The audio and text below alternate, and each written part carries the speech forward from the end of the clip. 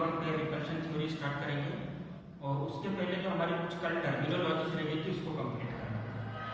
तो कल हम पढ़ रहे थे बॉन्ड ऑर्डर, है ना। कल अपना लास्ट में क्या चल रहा था, बॉन्ड ऑर्डर। क्या होता है बॉन्ड ऑर्डर, डेफिनेशन लिखवा दिया था हमने इसका।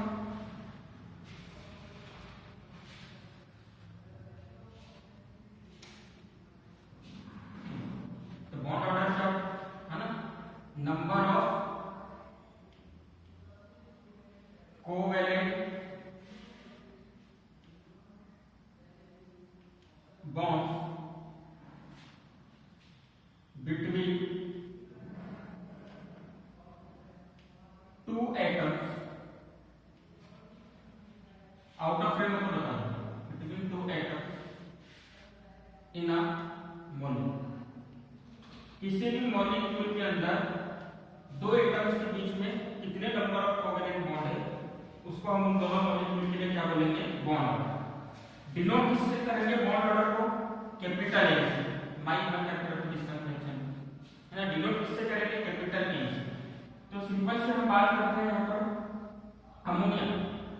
अमोनिया के अंदर एक लोन पेयर होता है और ये अमोनिया का स्ट्रक्चर है।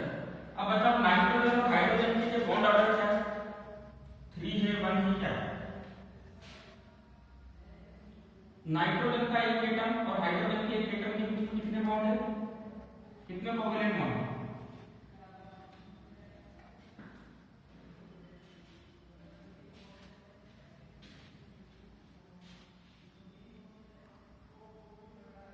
कितने कोवेलेंट बॉन्ड है नाइट्रोजन के एक एटम और हाइड्रोजन के एक एटम के बीच में, आंसर करो। एक बॉन्ड है तो बॉन्ड है ना, तो बॉन्ड ऑर्डर भी कितना हो जाएगा, 1 हो जाएगा। तो यहाँ पर बॉन्ड ऑर्डर कितना हो गया, 1 हो गया। तो कैपिटल ए मतलब बॉन्ड ऑर्डर की वैल्यू क्या होगी, 1 होगी। सिमिलरली हम बात करते हैं ऑक्सीजन के मॉलिक्यूल। तो सबको पता है ऑक्सीजन का मॉलिक्यूल ऐसे बनता है ना। बताओ इसमें बॉन्ड ऑर्डर क्या हो जाएगा, 2। नाइट्रोजन का मॉलिक्यूल कैसे बनता है, इसमें बॉन्ड ऑर्डर कितना हो जाएगा, समझ गए सब।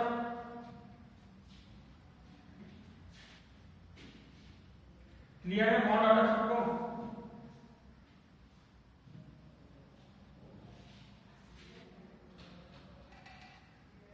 हाँ यहाँ पर 3 बॉन्ड है, पर डेफिनेशन देखो, number of covalent bond between 2 atoms in a molecule. आप 2 एटम को ले सकते हो, अगर आप सारे बॉन्ड मिलोगे तो कितने एटम मिलेंगे, 1 2 3 4।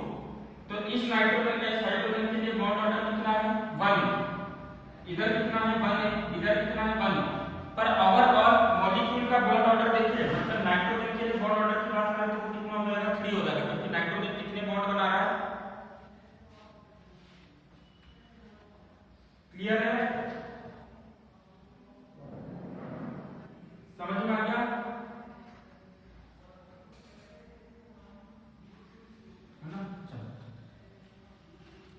अब नेक्स्ट लिखो बॉन्ड डिसोसिएशन एंथैल्पी। डिसोसिएशन मतलब किसी चीज को ब्रेक करना, डिसोसिएशन मतलब किसी चीज को ब्रेक करना। तो बॉन्ड डिसोसिएशन एंथैल्पी, एंथैल्पी का मतलब क्या होता है, सिखाया था हमने। एंथैल्पी मतलब क्या होता है, जल्दी बताओ, बताना है। इसको एंथैल्पी लिखाते समय एनर्जी को एंथैल्पी बोलते हैं।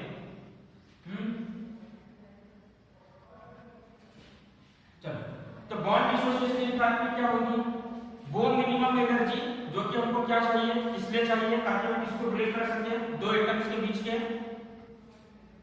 क्या ब्रेक कर सके, बॉन्ड को ब्रेक कर सके, है ना। तो 1 मोल, है ना, अगर मान लो किसी एटम के बीच में, जैसे यहाँ पे हाइड्रोजन हाइड्रोजन के बीच में सिंगल बॉन्ड बनता है, ऑक्सीजन ऑक्सीजन के बीच में डबल बॉन्ड बनता है, नाइट्रोजन नाइट्रोजन के बीच में ट्रिपल बॉन्ड बनता है। सबके लिए बॉन्ड डिसोसिएशन एनर्जी सेम होगी कि अलग अलग होगी, अलग अलग होगी। तो बॉन्ड डिसोसिएशन एनर्जी की डेफिनेशन में, हाँ, बॉन्ड डिसोसिएशन एनर्जी की डेफिनेशन में सुधार किया गया, क्या करा गया, क्या बोला, वो मिनिमम एनर्जी जो कि 1 मोल ऑफ वो मिनिमम एनर्जी जो कि किस लिए चाहिए, किसी भी टाइप के एक मोल ऑफ बॉन्ड को ब्रेक करने के लिए चाहिए। किसी भी टाइप के कितने बॉन्ड को ब्रेक करने के लिए चाहिए, अभी बताया ना, 1 mole of bond, 1 mole of bond को ब्रेक करने के लिए चाहिए। मतलब यहाँ पर हाइड्रोजन मॉलिक्यूल अगर एक मोल है तो उनके बीच में एक मोल बॉन्ड होगी।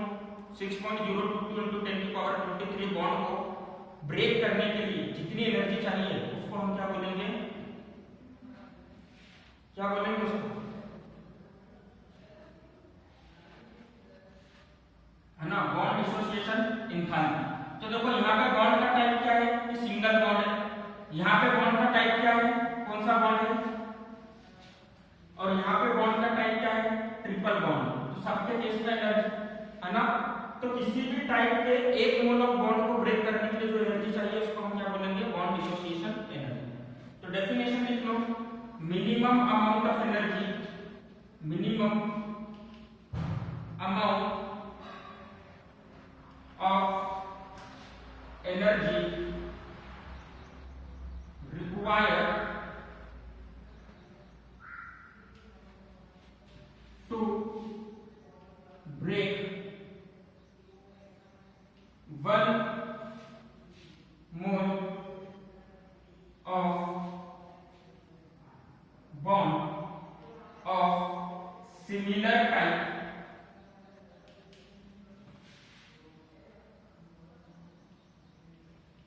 is called bond dissociation energy, dissociation energy। अब एक चीज बताओ, बॉन्ड लेंथ का मतलब पड़ी कि दो एटम जब आपस में कंबाइन होते हैं तो दोनों के न्यूक्लियस के बीच के डिस्टेंस को हम बॉन्ड लेंथ बोलते हैं। इन तीनों में सबसे छोटी, यार मैंने इसलिए आप लोगों को बोला था कि आपका अरेंजमेंट सही से करके रहो, है ना, प्रॉब्लम आई ये सब, है ना, हर चीज चाहिए आपको, दिख नहीं रहा है, अरेंजमेंट सर सही करो। कल से प्रॉपर अरेंजमेंट लगाकर बैठो आप सभी, है ना।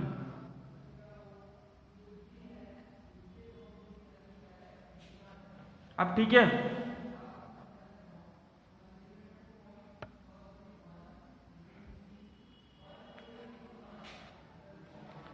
चलो, तो वो मिनिमम अमाउंट ऑफ एनर्जी जो कि किस लिए चाहिए, एक मोल ऑफ बॉन्ड को ब्रेक करने के लिए चाहिए, जो कि कैसे हो, सेम टाइप के, उसको हम बोलेंगे बॉन्ड डिसोसिएशन एनर्जी। अब एक चीज बताओ, यहाँ पर मैं आपको दो एग्जांपल दे रहा हूँ, है ना, आपको कंटिन्यू करना है। एक एटम है हाइड्रोजन और हाइड्रोजन का बॉन्ड, और एक तरफ बॉन्ड है आपका सोडियम और सोडियम के बीच में बॉन्ड बना हुआ, ठीक है, मान लो,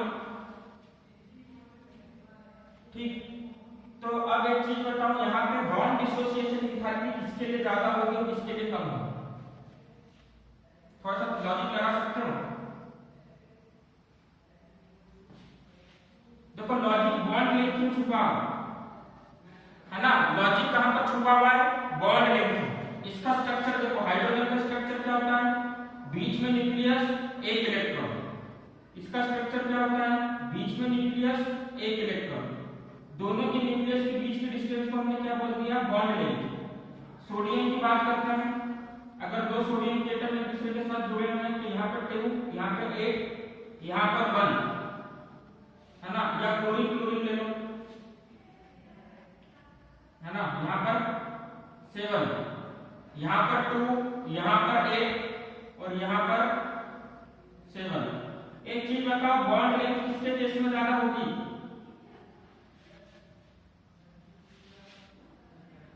बॉन्ड लेंथ किसके केस में ज्यादा होगी, हाइड्रोजन के केस में, क्लोरीन के केस में।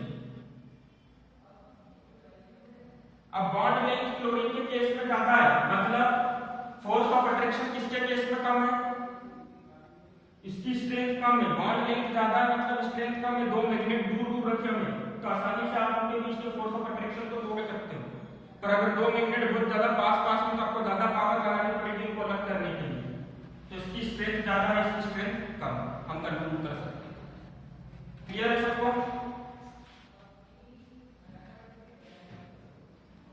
है ना। चलो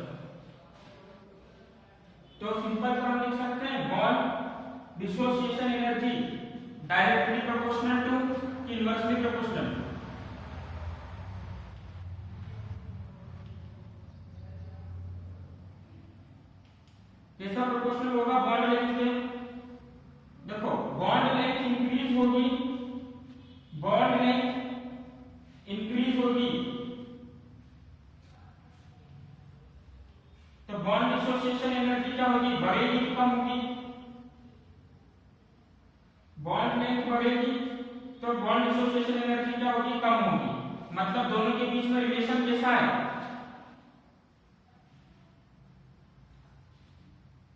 हाँ, इनवर्सली प्रोपोर्शनल है। तो हम इसको शॉर्ट फॉर्म में लिख रहे हैं B for bond, D for dissociation, E for energy is inversely proportional to bond length. ठीक है, B for bond, D for dissociation, E for enthalpy. समझ गए सब?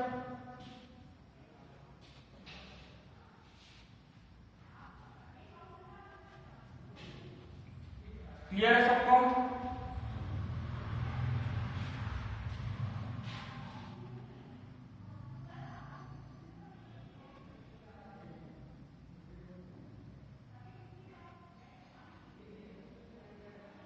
वन बाय बॉन्ड लेंथ लिखा है ना, रफ कर दो इसको, लिख लिया सबने?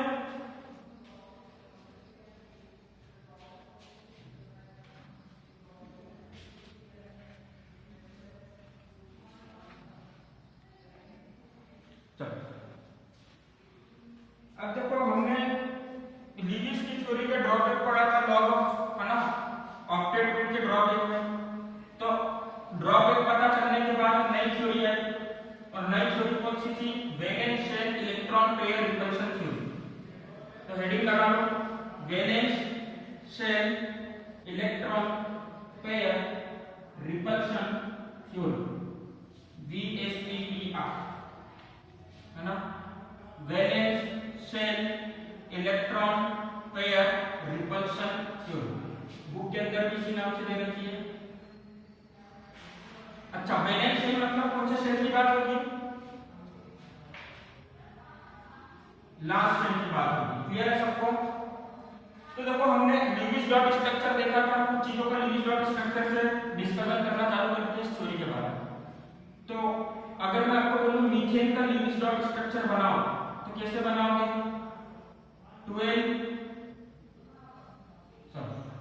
6 + 4 कितना हो जाएगा? 10 कार्बन, एक हाइड्रोजन, दूसरा हाइड्रोजन, तीसरा हाइड्रोजन और फोर्थ हाइड्रोजन, सबको एक एक बॉन्ड दे दो।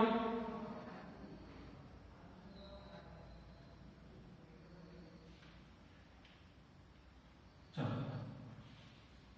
4 होता है ना वैलेंस शेल में। क्लियर है? कार्बन का लीविस डॉट स्ट्रक्चर ऐसे ही बनेगा, मीथेन का। ये देखो जब भी लीविस डॉट स्ट्रक्चर बनता है तो जनरली क्या होता है? सेंट्रल मेटल एटम किससे सराउंडेड है? यहाँ पर सेंट्रल एटम किससे सराउंडेड है? सेंट्रल एटम बेसिकली हम क्या बोलेंगे, देखो हर बार हाइड्रोजन के साथ में तो रिएक्शन नहीं करेगा, तो सेंट्रल एटम हर बार किससे सराउंडेड है? कोवेलेंट बॉन्ड से। अब कोवेलेंट बॉन्ड मतलब क्या? ऐसे बॉन्ड जो कि किससे बनते हैं? किससे बनता है? हाँ, म्यूचुअल शेयरिंग ऑफ इलेक्ट्रॉन। पर हर बार जरूरी नहीं है कि कोवेलेंट बॉन्ड ही हो। हमने किसका स्ट्रक्चर देखा है? अमोनिया स्ट्रक्चर देखा ना, अमोनिया का हाइड्रोजन हाइड्रोजन हाइड्रोजन। क्या यहाँ पे सारे कोवेलेंट बॉन्ड है? सेंट्रल एटम किस किस से सराउंडेड है?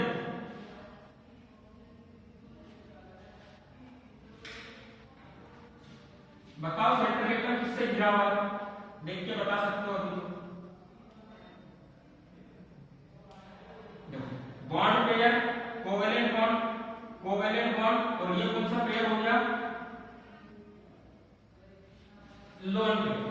मतलब बेसिकली क्या होता है कि किसी भी स्ट्रक्चर में जो सेंट्रल एटम होता है वो किससे सराउंडेड होता है? लोन पेयर से और किससे? बॉन्ड पेयर से। बॉन्ड पेयर मतलब कोवेलेंट बॉन्ड, और लोन पेयर मतलब ये जो इलेक्ट्रॉन बॉन्ड बनाने में यूज नहीं करेगा, है ना? क्लियर है सबको? अब किसी भी मॉलिक्यूल को देखो,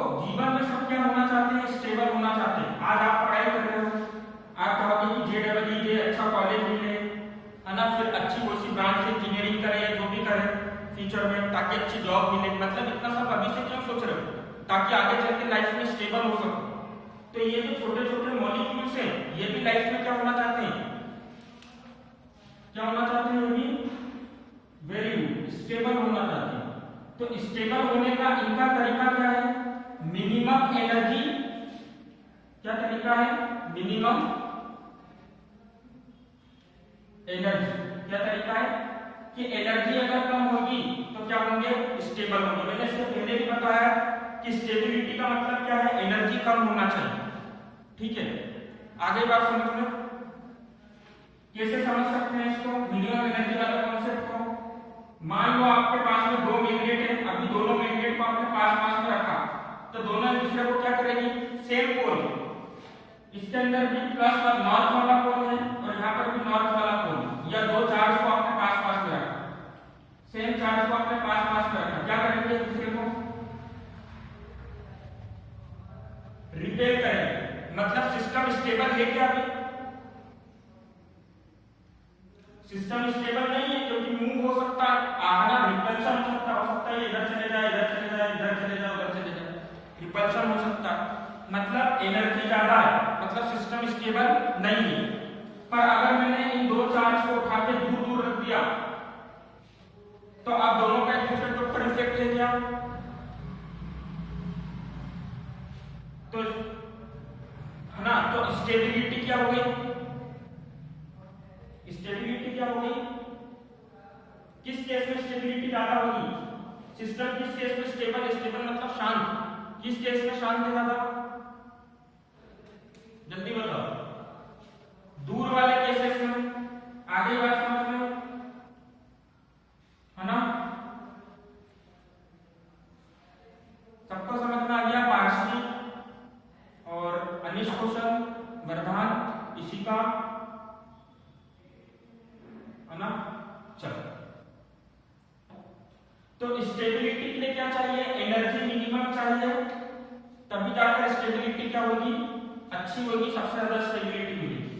पर अगर सेंट्रल एटम लोन पेयर से सराउंडेड है, एक से ज्यादा लोन पेयर है, तो लोन पेयर मतलब क्या है, वो फ्री इलेक्ट्रॉन है, इसके पास भी नेगेटिव चार्ज है, इसके पास भी नेगेटिव चार्ज है, और ये दोनों एक जगह रह सकते हैं, क्योंकि हमने ये चीज सुनी थी कि एक ऑर्बिटल में कितने इलेक्ट्रॉन होते हैं, कितने इलेक्ट्रॉन होते हैं, तो ये दोनों साथ में जो है, तो दोनों के ऊपर नेगेटिव चार्ज है, तो यहाँ पर इससे कोई मतलब नहीं है। पर अगर एक इलेक्ट्रॉन से, एक लोन पेयर से ज्यादा लोन पेयर है, जैसे वाटर की बात करते हैं, तो ये दोनों लोन पेयर एक दूसरे को क्या करेंगे, अट्रैक्ट करेंगे कि रिपेल करेंगे,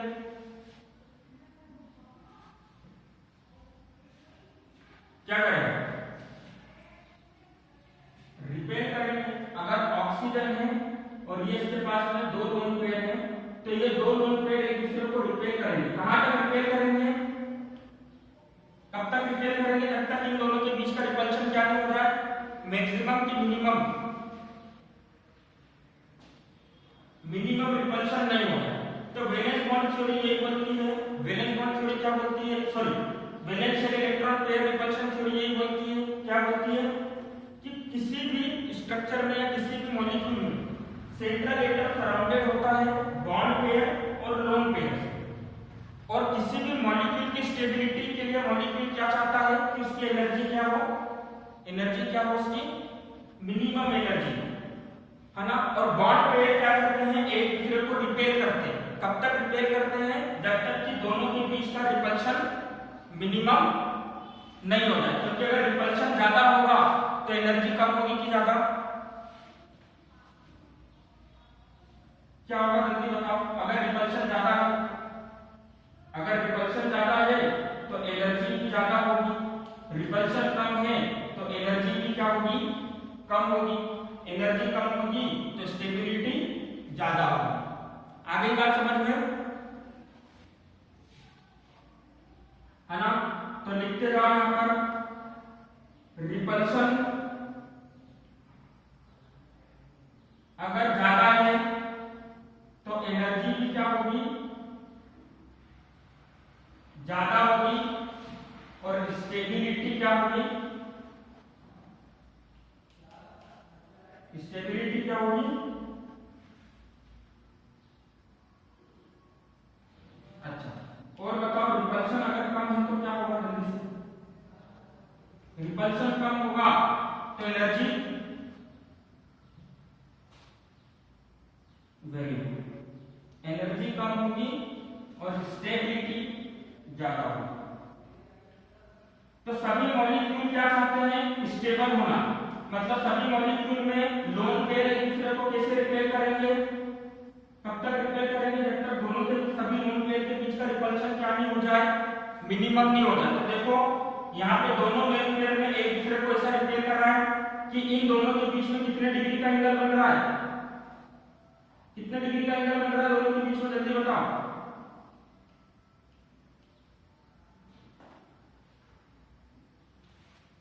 180 डिग्री का बन रहा है। आगे बात समझ में क्लियर है सबको?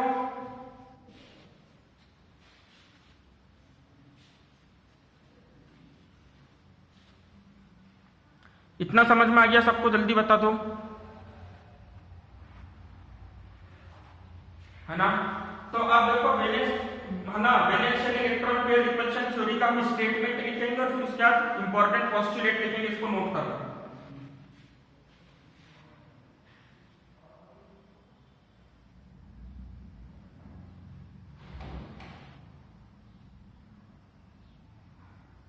अच्छा एक चीज बताओ, लोन पेयर एक दूसरे को रिपेल करेंगे, बॉन्ड पेयर एक दूसरे को रिपेल करेंगे कि नहीं करेंगे?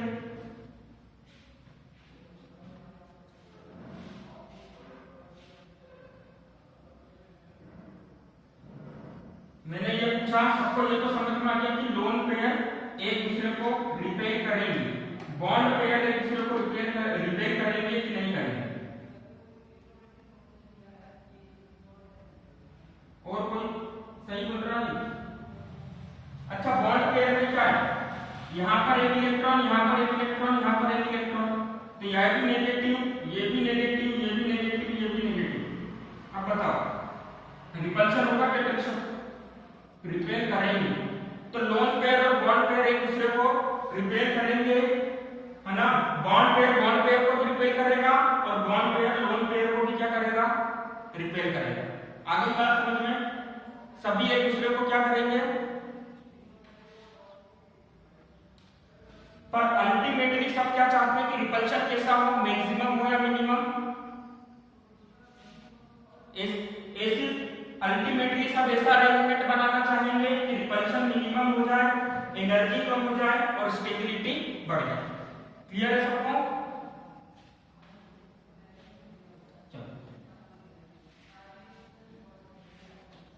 लिखो valence shell electron pair repulsion theory का ये मैंने कांसेप्ट समझा दिया है। तो पहले एक बार कांसेप्ट डिस्कस करेंगे, उसके बाद हम थ्योरी का स्टेटमेंट लिखेंगे और फिर बाद में मैं इसके पोस्टुलेट आपको डिटेल करूंगा। तो सबसे पहले हमने valence shell electron pair repulsion theory में क्या सीखा कि सेंट्रल एटम किससे सराउंडेड होता है? किससे सराउंडेड होता है? जल्दी बताओ। हाँ, तो उसको हम क्या बोलते हैं? सेंट्रल एटम किससे सराउंडेड होता है? लोन पेयर और बॉन्ड पेयर से। उसके बाद हमने क्या सीखा? सेकंड पॉइंट कौन बताएगा?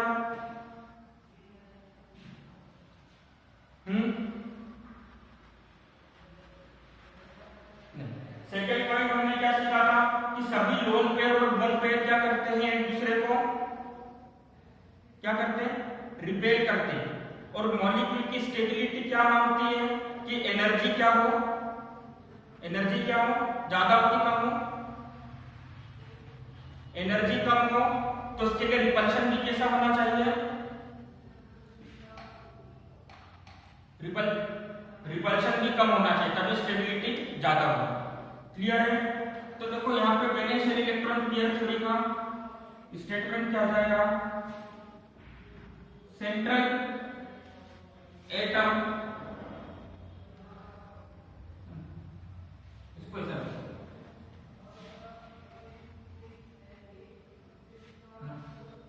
दी pairs of electron, pairs of electron के अंदर कौन कौन आ गया? लोन पेयर और बॉन्ड पेयर आया कि सिर्फ अकेला लोन पेयर आया? दोनों आ। The pairs of electron, lone pair and bond pair की बात कर रहा हूं, इसलिए मैंने ब्रैकेट में भी लिख दिया। ठीक है? The pair of electrons, lone pair and bond pair surrounded central atom किसको सराउंड करके रखते हैं, है ना। The pair of electron lone pair and bond pair surrounded central atom and repel each other such that और एक दूसरे को कब तक रिपेल करेंगे, and repel each other such that they have क्या होना चाहिए इनके पास में, क्या कंडीशन बताई थी स्टेबिलिटी की, है ना। The pair of electrons surrounded central atom and repel each other such that they have minimum energy and maximum stability। मतलब ये सारी चीजें कैसे अचीव होगी, कैसे अचीव होगी ये चीजें, जब रिपल्शन क्या होगा, क्या होगा रिपल्शन, मिनिमम रिपल्शन, सबसे कम रिपल्शन होगा। आगे बात समझ में लिखो। The pair of electrons lone pair and bond pair surrounded the central atom and repel each other surrounded the central atom and repel each other such that they have minimum energy and maximum stability, which means repulsion कैसा होना चाहिए, repulsion कैसा होना चाहिए, minimum repulsion होना चाहिए। आगे बात समझ में, चलो लिख लो उसको।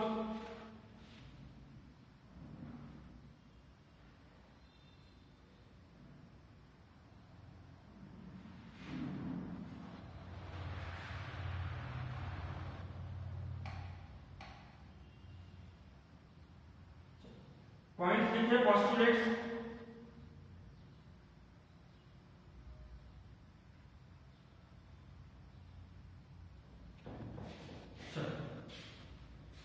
रफ कर दो इसको।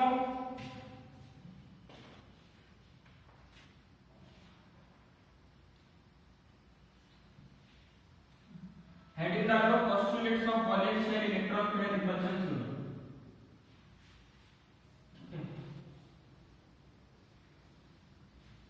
ना आज पोस्टुलेट हो पाएंगे, कल इसके बारे में हम थोड़ी चर्चा करेंगे।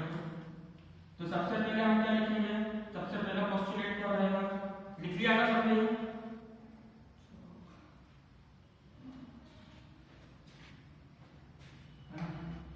सबसे पहला पोस्टुलेट क्या हो जाएगा, बना सकते हो क्या, कभी पोस्टुलेट जितनी सारी चीजें बताई अभी तक।